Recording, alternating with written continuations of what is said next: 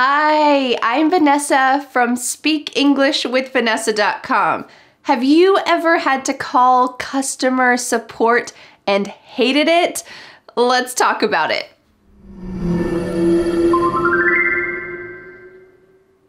This past Christmas, I bought my mom this photo scanner for Christmas.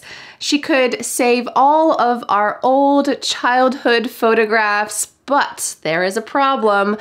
It makes a really strange sound. I've been delaying calling customer support for so many months. Oh, I feel so bad that I've put it off for so long, but I have decided to take you on the journey with me.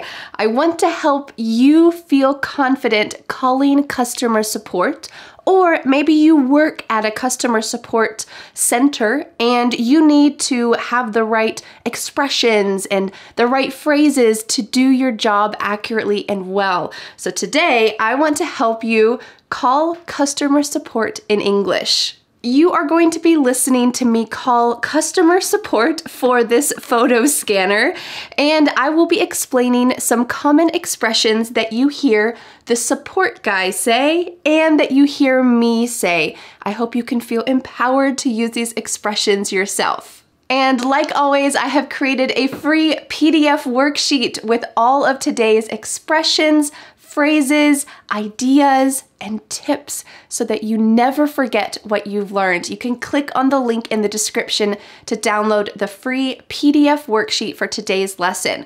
Plus, at the end of the worksheet, you can answer Vanessa's challenge question. Make sure that you click on the link and download it today, and let's get started. When I call customer support, I'm going to attempt to quickly describe the problem that I'm having, which is the scanner is making a strange noise. And then the customer support person is going to help me figure out what the problem is. This is called troubleshooting. Troubleshooting. So we might say, hey, let me help you troubleshoot. Or let's troubleshoot a few things. So they might not know exactly what the problem is immediately, but they could say, let's troubleshoot a few things. We're gonna try this, then we'll try this, then we'll try this. Overall, we're trying to come up with the answer, the solution. Let's troubleshoot.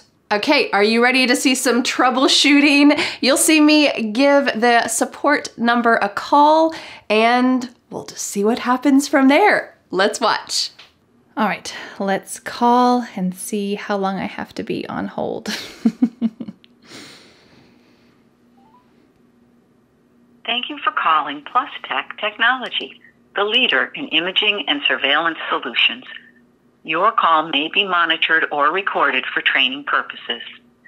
If you know your party's extension, please dial it now. For technical support, please press 1.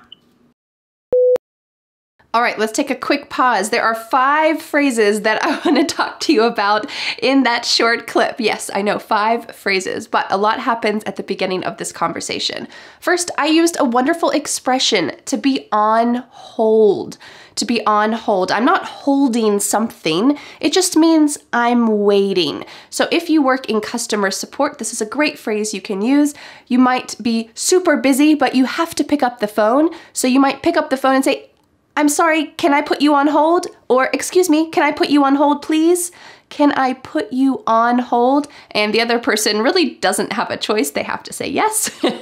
But it's just a polite thing to say. Excuse me, I'm going to put you on hold for just a minute and I'll be right there. Boom. And you can put them on hold. That means they have to wait, but you'll come back to them. Another common phrase that you will hear when you call customer support is, thank you for calling the name of the company. Thank you for calling the computer doctor. Thank you for calling Microsoft. Thank you for calling. Extremely polite.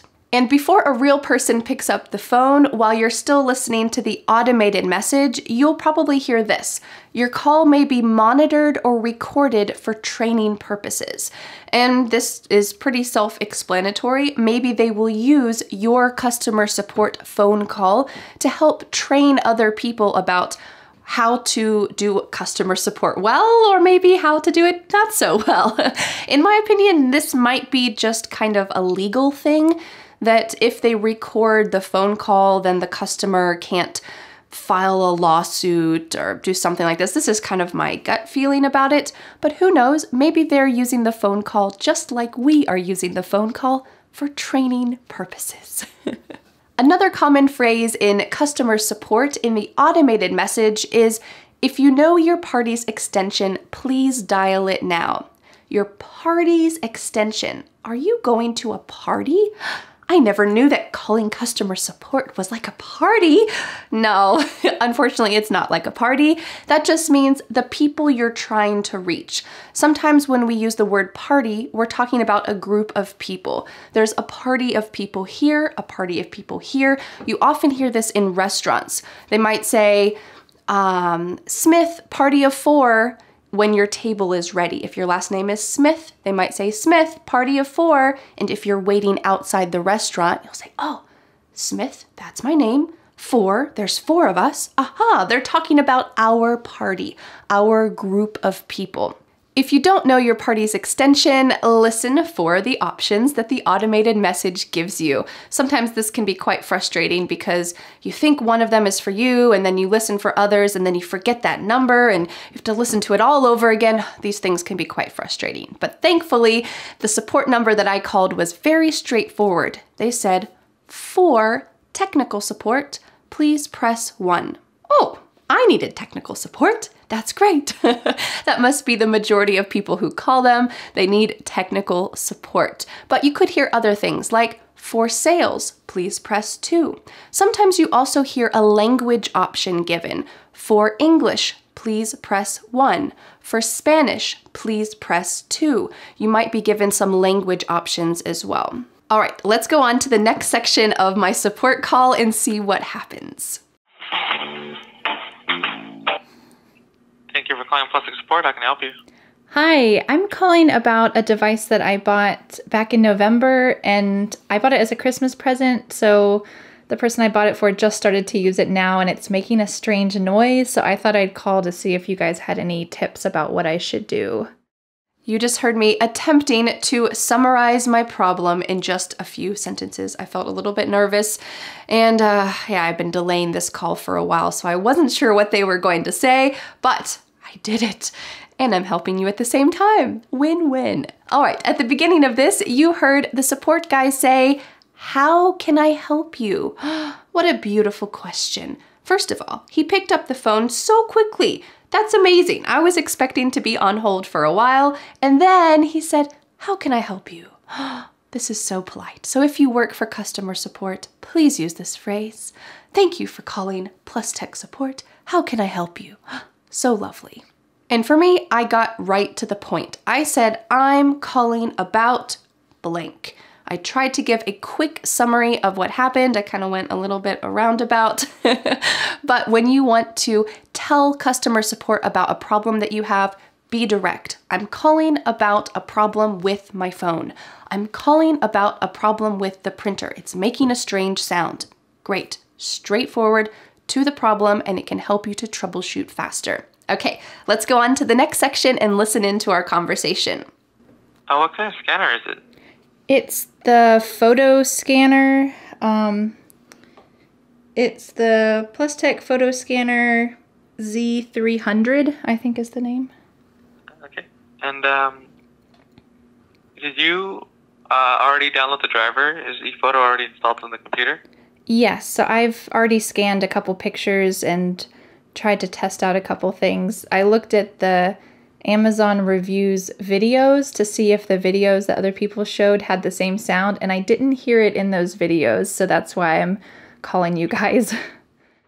You heard the customer support ask me some basic questions. What kind of scanner do you have? Have you already downloaded the drivers? These types of basic questions. And I used a great phrasal verb that I want to introduce to you.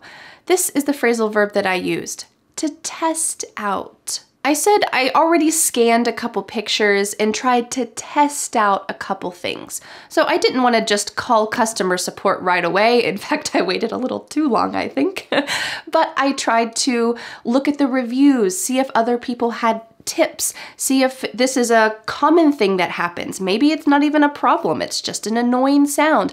I tried to test out various things before calling customer support. And he could have used this phrasal verb too. He could have said, all right, there's a couple things that I want to test out. All right, here are some things that we should test out while we're still on the phone. And it's a simple way of saying, let's try these things. Okay, let's go to the next section of my call and learn some new phrases. And just to confirm, are you using a 24-volt power adapter? I believe so. That's what it came with? Let's double check. You can unplug it from the wall and check next to output. Okay, let's see. It says output 24 volt. Yes. That should be the correct one. Okay. In this section, you heard 3 phrases. The first one is just to confirm. And this is often used when you assume something, but you're not completely sure. So at the beginning of our conversation, he used this to make sure that we were on the same page. Let's say that you call customer support about your computer. The first thing they might say is, just to confirm, is your computer plugged into a power source? Well, this is essential. If your computer is plugged in, then everyone can get started. Or you could use this if you're at work and you're not sure when your business meeting is. Maybe you think it's at 2 o'clock, but you're not sure. You might ask your coworker, just to confirm, our meeting's at 2 o'clock, right? This is a great phrase to check to make sure that you're on the same page. And when he asked me, are you using a 24-volt power adapter? Well, I wasn't exactly sure, but I kind of imagined that I probably was using the right cord because I used what came in the box. So I said, I believe so. This is a great phrase to use when you're pretty certain, but you're not completely sure. So if there's a little bit of doubt, you can say, I believe so. And then I checked, and yes, this was the right type of adapter, but he just wanted to make sure. So he could have just said, well, look on the adapter and see what it says. But you know what? That's a little direct. Instead, he said, let's double check. Let's double check. This is very polite. It's not assuming that I'm dumb or that I just put any old cord in the wall. No, he's just saying, let's double check. Let's do this together. It felt very affirming that I've tried, that I'm trying to do my best, and he's here to help me. Let's double check. Let's go through it together. Let's double check. Beautiful phrase.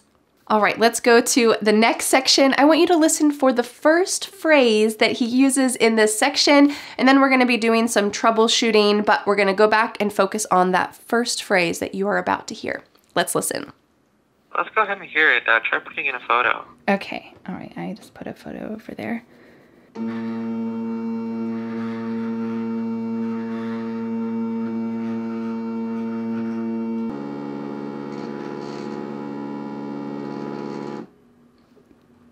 Okay, that was it. It does sound a bit unusual. Are you scanning at 300 or 600 dpi? I first started at 300 and then I did 600 to see if that made it any different, and it was the same. Okay. And did you install the software via the disk or the software online? I did the software online. At the beginning of this section, you heard him say, let's go ahead and hear that strange sound you're talking about. Let's go ahead and hear it. Try to put in a photo. Well, we often use this phrase, let's go ahead and, when you are troubleshooting and trying to solve and figure out a solution. So we might present multiple ideas, multiple solutions. We're not sure which one is going to work, but you can present them with this phrase. Let's go ahead and try this first. Let's go ahead and do this next. Let's go ahead and try these things and see what works. This is a great polite phrase to use. Okay, let's go on to our next section. Listen carefully. That should be correct. I'd like to try to give you a different version. If it still makes those noises, then it's most likely a physical error, and it's still covered under warranty. Oh, okay, that's great. I wasn't sure because I bought it back in November what that would be. Oh, no worries. It should be a year. Oh, okay. Let me get your email and I can send you a different version to try. In this section, you heard 3 useful phrases. The first one is, I'd like to try and give you a different version. This is one of the possible solutions that he's offering. He doesn't know if this is going to be the one that solves the problem, but it's one of the options. I'd like to try this, and then we can try this. I'd like to try this. I'd like to try that. The next phrase is a 2-part phrase because maybe your first solution isn't the one that works, so you want to give another idea. You might say, if it still makes a strange noise, then it's most likely a physical error. So here the 2 parts are, if it's still the problem, then it's most likely, and then that's kind of your final last conclusion. The thing that, well, maybe causes the most hassle, which means I need to return the entire device to the company, and that's kind of a hassle, but that's kind of the final option. So we have this wonderful 2-part phrase. Let's take a look at a sample where you could use this. If your computer still won't turn on, then it's most likely a hard drive error and you'll have to bring it in for repairs. I'm sorry. But the last phrase is good news. It is covered under warranty. Yes!